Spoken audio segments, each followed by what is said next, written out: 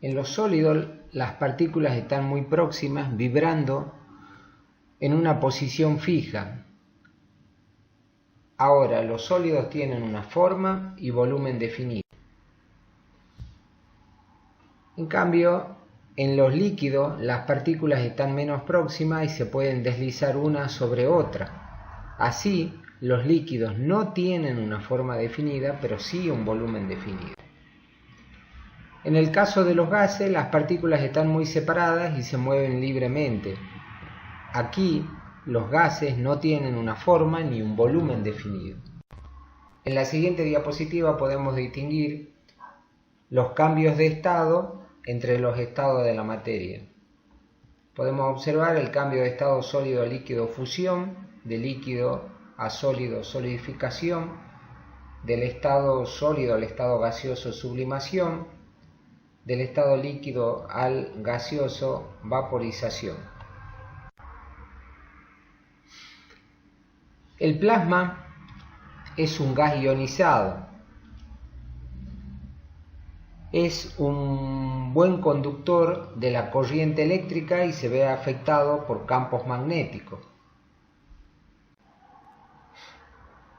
En la siguiente diapositiva podemos observar los cambios que se producen cuando pasamos del estado sólido al estado líquido por absorción de energía en forma de calor.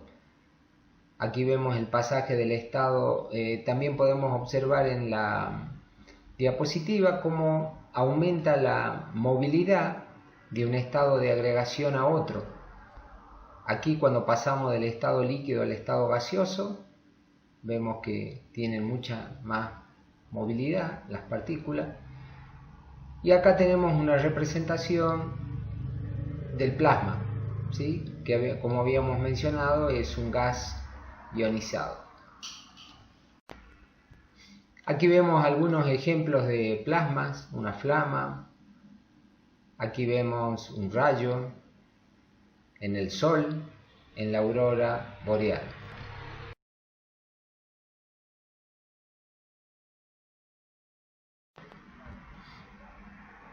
En la siguiente diapositiva podemos ver algunos elementos que a 25 grados y una atmósfera de presión se encuentran en estado gaseoso, ¿sí? Son los que están de azul, como ser el hidrógeno, los gases raros, nitrógeno, oxígeno, flúor, cloro.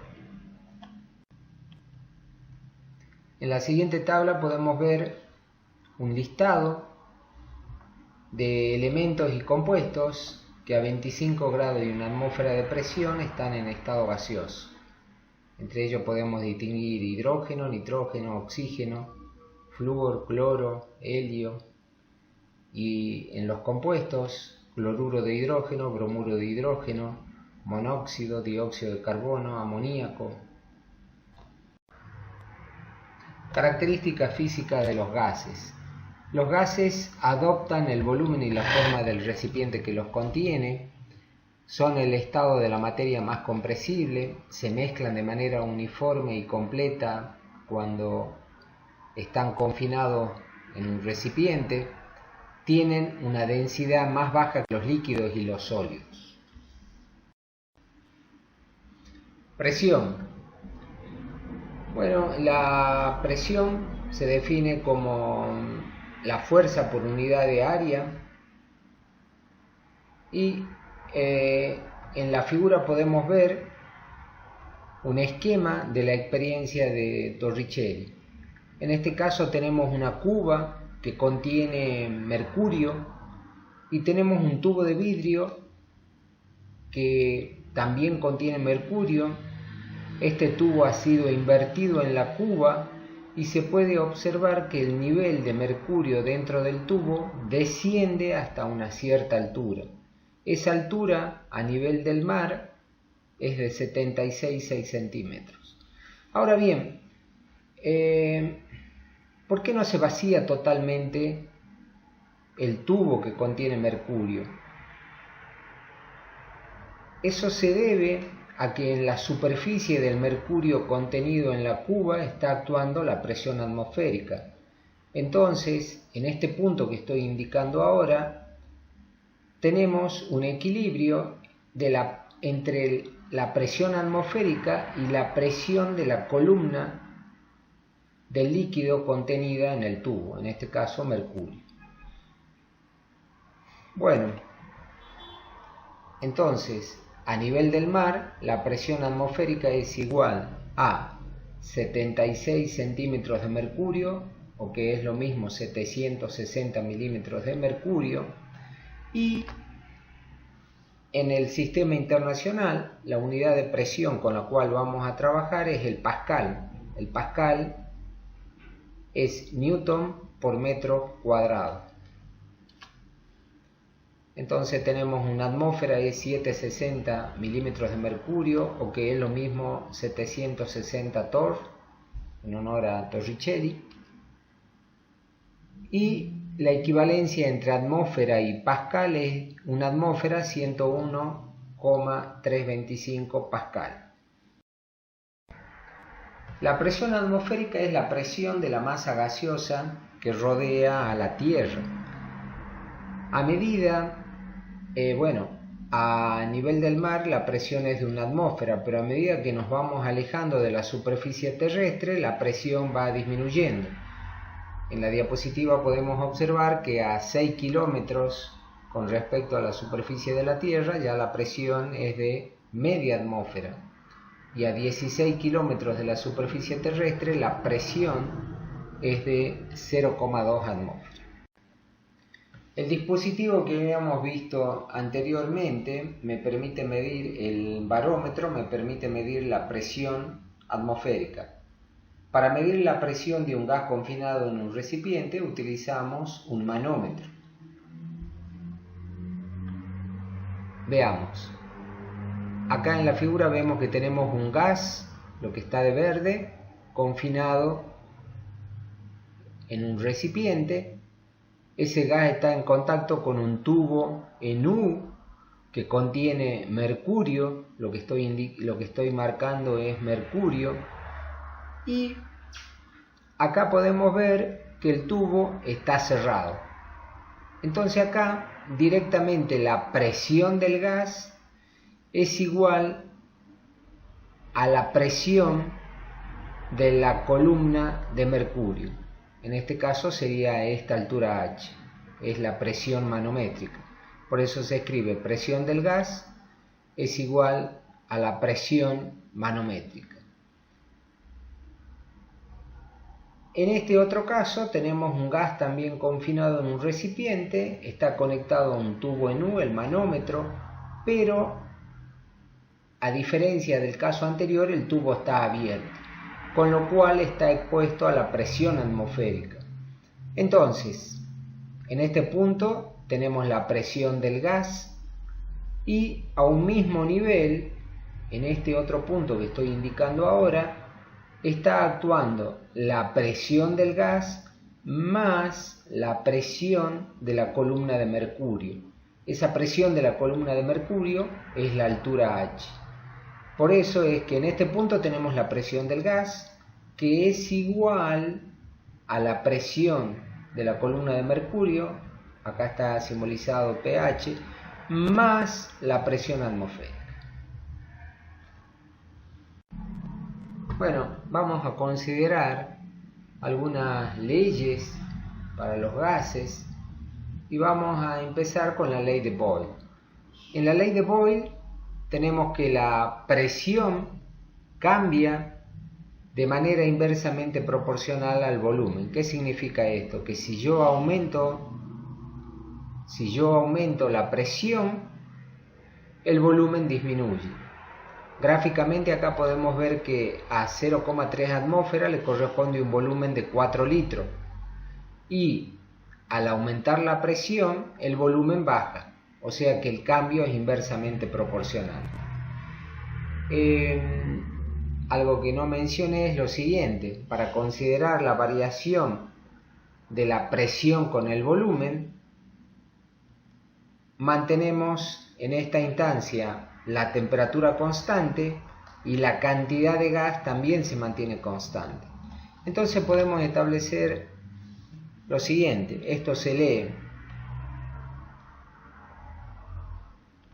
lee presión inversamente proporcional al volumen. Paso el volumen al otro miembro, me queda P por V igual a una constante. Y para dos estados del gas podemos escribir que P por V, P1 por V1 es igual a P2 por V2, ¿sí? Que es lo que vamos a utilizar para resolver problemas en la guía de prácticos, ¿sí? Esta es la ley de Boyle. Este gráfico simplemente hace referencia cuando tenemos presión, se grafica con la inversa del volumen, se obtiene una recta. Pero lo que quiero que les quede es esto, que la presión con el volumen varía de manera inversamente proporcional y lo que es esta curva obtenida es a temperatura constante y se denomina isotérmica. Veamos un ejemplo de aplicación de la ley de Boyle. Una muestra de gas cloro ocupa un volumen de 946 mililitros a una presión de 726 milímetros de mercurio. ¿Cuál es la presión del gas en milímetros de mercurio si el volumen se reduce a temperatura constante a 154 mililitros? Bueno, la ecuación a aplicar es la que estamos observando.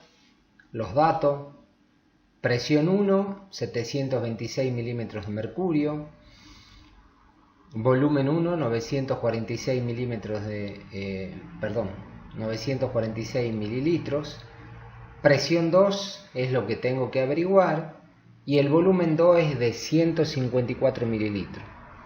Como en la ley de Boyle la presión cambia de manera inversamente proporcional al volumen, vemos que el volumen ha disminuido. Y si el volumen ha disminuido, la presión debe de aumentar. O sea que la presión que yo tengo que obtener tiene que ser mayor a 726 milímetros de mercurio. Bueno, despejamos P sub 2, que es P1 V1 sobre P sub 2, reemplazamos los datos, operamos y obtenemos un valor de 4460 milímetros de mercurio. P sub 2 es mayor que P1 como habíamos predicho. Ley de Charles-Gay-Lussac. En este caso consideramos que como variables teníamos presión, volumen, temperatura, cantidad de gas. Bueno, vamos a mantener constante la presión y la cantidad de gas, con lo cual nos quedan como variables volumen y temperatura. Bueno, en la gráfica se ve una representación de cómo cambia el volumen con la temperatura. Podemos observar que el volumen cambia de manera directamente proporcional con la temperatura. Aumenta la temperatura, aumenta el volumen, la temperatura está en la escala absoluta y podemos escribir que el volumen es igual a una constante por la temperatura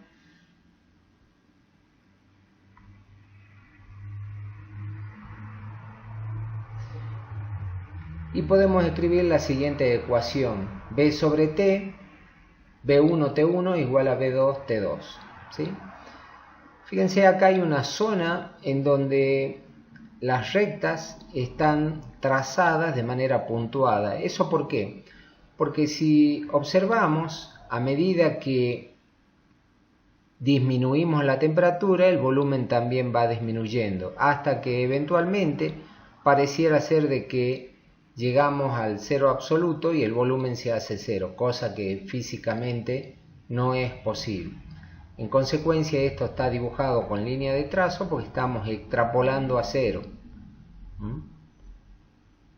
Bueno, acá se observan distintos valores de P, P1, P2, P3. Si bien la presión está constante, significa que este cambio del volumen con la temperatura ha sido obtenido a la presión P1. en este otro caso a la presión P2 y así sucesivamente. A medida que descendemos, la presión va aumentando. Este tipo de transformación a presión constante se llama transformación isobárica. Ahora bien, si mantenemos constante el volumen, nos quedan como variables la presión y la temperatura. Obtenemos una gráfica similar. Tenemos que la presión cambia de manera directamente proporcional a la temperatura, por lo tanto escribimos presión igual a una constante por la temperatura, y finalmente llegamos a una ecuación donde tenemos P1T1 igual a P sub 2 T sub 2. ¿Sí? A medida que descendemos, significa que el volumen va aumentando. Esta transformación para cada una de las variaciones de presión versus la temperatura a volumen constante, esta transformación a volumen constante se denomina transformación isocórica. Veamos un ejemplo de aplicación. Una muestra de un gas, monóxido de carbono, ocupa 3,20 litros a 125 grados centígrados. ¿A qué temperatura el gas ocupará un volumen de 1,54 litros si la presión permanece constante? Como variables entonces tenemos volumen y temperatura y la presión está constante, con lo cual la ecuación a aplicar es la que se observa. Bueno, volumen 1, 3,20 litros, temperatura 1, 398 Kelvin. Es la temperatura de 125 grados pasada a Kelvin. Y el volumen 2, 1,54 litros, la incógnita es la temperatura 2. Escribimos la ecuación, se ha despejado de la ecuación original, se ha despejado T sub 2, reemplazamos los valores, operamos y obtenemos un valor de 192 Kelvin. A ver, como el volumen cambia de manera directamente proporcional con la temperatura, en este caso hemos pasado de un volumen de 3,2 a 1,5, el volumen ha disminuido, lo cual significa que la temperatura también debe de disminuir. La temperatura inicial era de 398 Kelvin y nos da un valor menor, 192 Kelvin, o sea que el resultado es consistente. Ley de Avogadro. El volumen de un gas está directamente relacionado con el número de moles de un gas. Así, el volumen es directamente proporcional al número de moles y podemos escribir volumen es igual a una constante por n. Finalmente nos queda que volumen sobre el número de moles es igual al volumen sobre el número de moles. Claro está, todo esto es a presión y temperatura constante. Veamos un ejemplo. Si 0,75 moles de helio gaseoso ocupa un volumen de 1,5 litros, ¿qué volumen tendrá 1,2 moles de helio a la misma temperatura y presión? Bueno, tenemos los datos y de la ecuación despejamos el volumen 2, reemplazamos los valores y eso nos da un volumen de 2,4 litros. A ver, habíamos partido de 0,75 moles, le corresponde un volumen de 1,5 y a 1,2 moles le corresponde un volumen mayor. El volumen molar es el volumen que ocupa un mol de un gas en CNPT. En CNPT, 0 grados centígrados y una atmósfera de presión, ese volumen resulta ser de 22,4 litros. Así, en iguales condiciones de presión y temperatura, volúmenes iguales de gases diferentes contienen el mismo número de moléculas. Acá tenemos el ejemplo, 3 globos, uno de ellos contiene helio, el otro contiene oxígeno y el otro nitrógeno. Están en iguales condiciones de presión y temperatura y todos contienen un mol, por lo tanto contienen el mismo número de moléculas. Ecuación de gas ideal. Habíamos visto la ley de Boyle, donde la presión y volumen varían de manera inversamente proporcional a temperatura y composición constante. La ley de Charles, a volumen varía en forma directamente proporcional a la temperatura, a presión y composición constante, y la ley de Avogadro, volumen directamente proporcional al número de moles a presión y temperatura constante. Entonces, sería de importancia que las distintas variables estén agrupadas en una sola ecuación. Entonces, bueno, mirando las tres leyes podemos plantear que el volumen es directamente proporcional a el número de moles y la temperatura e inversamente proporcional a la presión. Por lo tanto, podemos escribir que el volumen es igual a una constante por número de moles, temperatura, presión, y esa constante es R, constante de Reynolds. Así, podemos pasar la presión al otro miembro y nos queda P por B igual a nRT, que es la ecuación que estábamos buscando, que es la ecuación de gas ideal o ecuación general de los gases.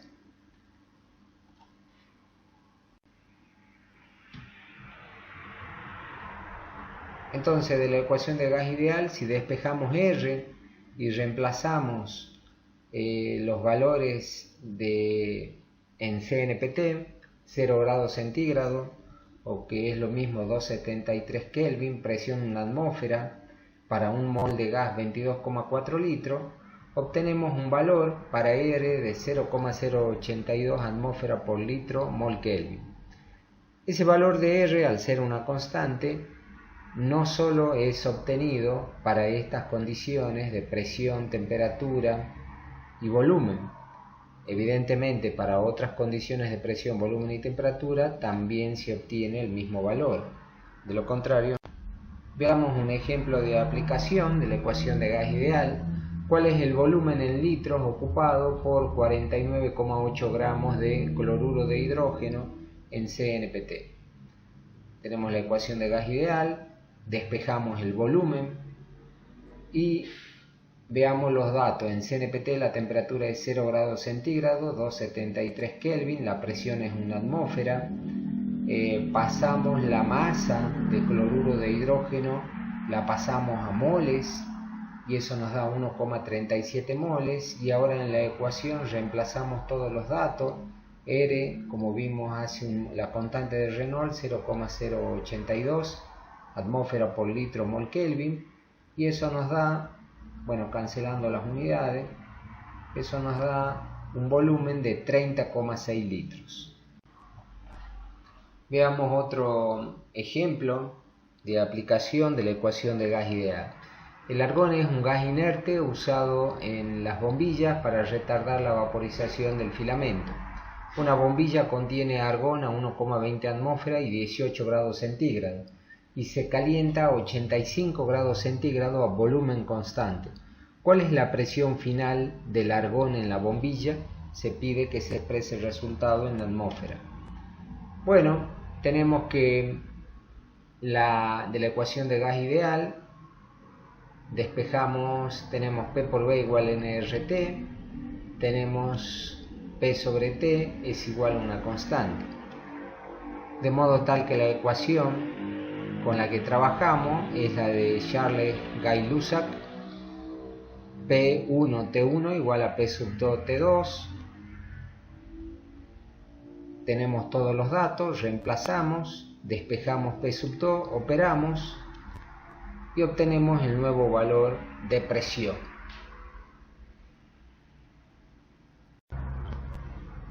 Veamos otra aplicación de la ecuación de gas ideal.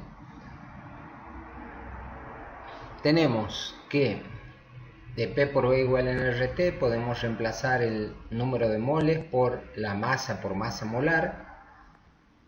Despejamos y fíjense, masa sobre volumen es densidad, y de ahí podemos despejar la densidad, con lo cual nos queda que es igual a la presión por la masa molar sobre R por T.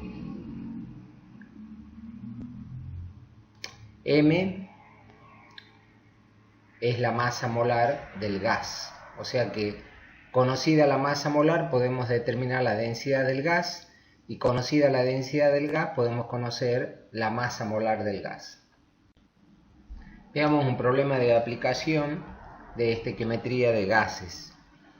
Se pide determinar el volumen de dióxido de carbono que se produce a 37 grados centígrados y una atmósfera cuando se utilizan 5,6 gramos de glucosa en la reacción.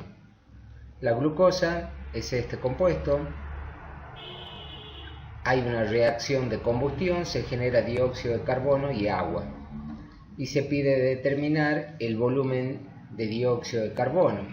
Bueno, lo que podemos hacer es, a partir de la masa de glucosa y la estequiometría de la ecuación, podemos llegar a calcular cuáles los moles de dióxido de carbono que se obtienen. Luego, con la ecuación de gas ideal, podemos calcular el volumen en las condiciones en las cuales se efectúa la reacción. Calculados los moles de dióxido de carbono,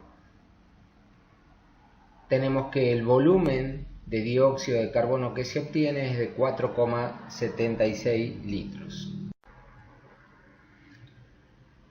Bueno, ahora vamos a ver mezcla de gases, ley de Dalton. Tenemos dos gases que están en dos recipientes, están separados, tienen presiones diferentes, y cuando ambos gases se transfieren a un solo recipiente, obtenemos una mezcla de gases donde la presión total de la mezcla va a ser la sumatoria de las presiones parciales. La presión parcial es la presión que ejerce cada gas como si estuviese solo. En este caso, en el ejemplo, la mezcla o la transferencia de los gases al nuevo recipiente se hace a volumen y temperatura constante. Consideremos dos gases 1 y 2 que están en un recipiente de volumen B, es decir, tenemos una mezcla de dos gases que llamamos 1 y 2.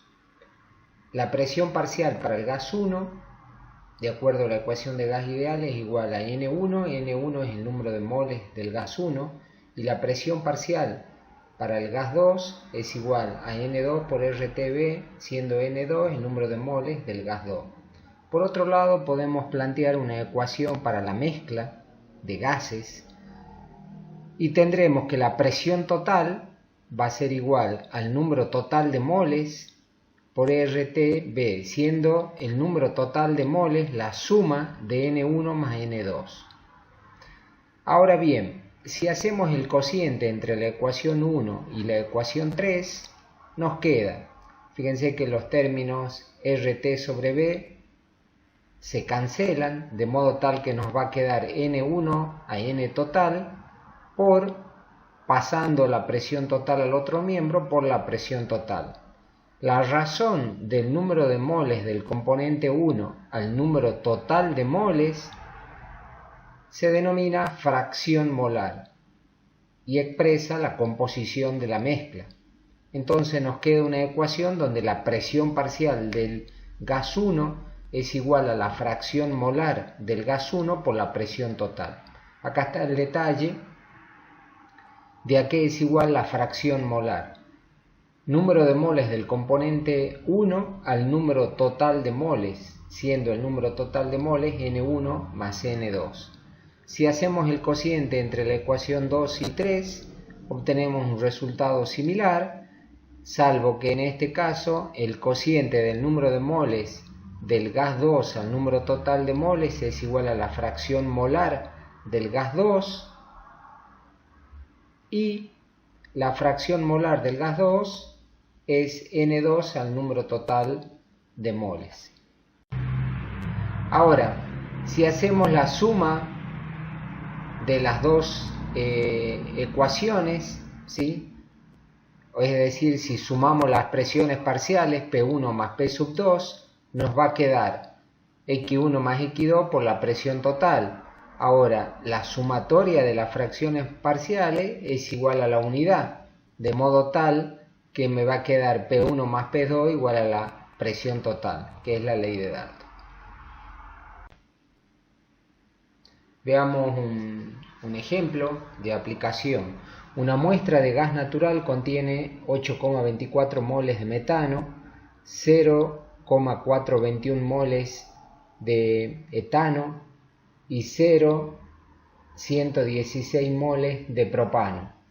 Si la presión total de los gases es de 1,37 atmósferas, se pregunta cuál es la presión parcial de propano. Bueno, tenemos que la presión parcial de cada uno de los gases es igual al producto de la fracción molar del gas por la presión total. Tenemos el dato de la presión total, podemos calcular la fracción molar del propano como el número de moles del gas propano sobre la sumatoria de los moles de cada uno de los gases que compone la mezcla. Así, lo que obtenemos es el valor de la fracción molar y el producto de la fracción molar por la presión total será igual a la presión parcial del gas propano. Recolección de gases en agua. Vamos a considerar como ejemplo la reacción de descomposición del clorato de potasio por acción del calor en cloruro de potasio y oxígeno. Tenemos un tubo que contiene el cloruro de potasio, se está usando como catalizador dióxido de manganeso, que es una sustancia que acelera la reacción. Se somete a acción del calor, el clorato se descompone según la ecuación, se genera oxígeno. El oxígeno es recibido en un recipiente que originalmente está lleno de agua. El oxígeno va desplazando el agua de modo tal que en el espacio vacío queda oxígeno y vapor de agua. ¿Por qué queda vapor de agua? Porque un líquido a un dado valor de temperatura tiene una tendencia a pasar de la fase líquida a la fase vapor. Las ecuaciones a considerar están aquí. Acá tenemos una mezcla de oxígeno y vapor de agua, o sea que la presión total es igual a la presión parcial de oxígeno más la presión de vapor de agua, y la presión atmosférica, la que actúa sobre la superficie de la cuba, es igual, en este punto, igual a la presión de la columna de agua, altura H, más la presión de la mezcla, que es lo que está expresado en esta ecuación. Vamos a hacer un intervalo y vamos a hablar de presión de vapor. Entonces, para un líquido que se encuentra en un recipiente cerrado a un dado valor de temperatura, las moléculas tienen una cierta tendencia a pasar de la fase líquida a la fase vapor. Cuando la cantidad de moléculas en la fase vapor es la suficiente, hay una tendencia a pasar de la fase vapor a la fase líquida. Cuando la velocidad de evaporación iguala a la velocidad de condensación, se alcanza un estado de equilibrio dinámico. En ese momento, la presión que el vapor ejerce sobre su líquido se denomina presión de vapor. Bueno, la presión de vapor, ¿de qué depende? La presión de vapor depende de la naturaleza de la sustancia y depende de la temperatura. Acá podemos ver una figura donde se ve la variación de la presión de vapor versus la temperatura para el agua. Y acá tenemos una tabla con los valores numéricos de variación de la presión de vapor en función de la temperatura. Volviendo al conjunto de ecuaciones que teníamos, vimos que la presión atmosférica es igual a la presión de la mezcla gaseosa más la presión de la columna de agua. Por otro lado, podemos despejar de esta ecuación la presión parcial de oxígeno, que va a ser igual a la presión atmosférica menos la presión de vapor de agua y la presión de la columna. Experimentalmente los datos que obtengo es la medida del volumen de oxígeno que se generó por la descomposición del clorato de potasio, la temperatura de la reacción ya de que se colecta en agua. La presión atmosférica es un dato que obtengo a partir del servicio meteorológico, y la altura H simplemente se mide en el recipiente donde se colecta el oxígeno. De modo tal que con todos estos datos me voy a la ecuación de gas ideal y puedo determinar el número de moles de oxígeno que se obtienen en la reacción. Veamos. En el siguiente ejemplo se solicita, leamos el enunciado. El gas oxígeno es recogido sobre agua a 25 grados centígrados. Si se recogen 264 mililitros de gas oxígeno, calcular la masa de clorato de potasio que se descompone en la reacción. Entonces tenemos que la presión parcial de oxígeno es igual a la presión barométrica, es la presión atmosférica, menos la presión de vapor de agua. En este ejemplo no hay presión de la columna de agua. En consecuencia, esto es dato, la presión atmosférica menos la presión de vapor de agua, que a 25 grados centígrados es de 24 milímetros de mercurio, se obtiene la presión parcial de oxígeno, y acá está expresado el valor en atmósfera. Vamos al volumen, el volumen se pasa de mililitros a litros, la temperatura se pasa de grados centígrados a Kelvin, y con estos datos determinamos el número de moles de oxígeno que se obtienen en la reacción de descomposición. Luego, con la estequiometría de la ecuación, puedo determinar a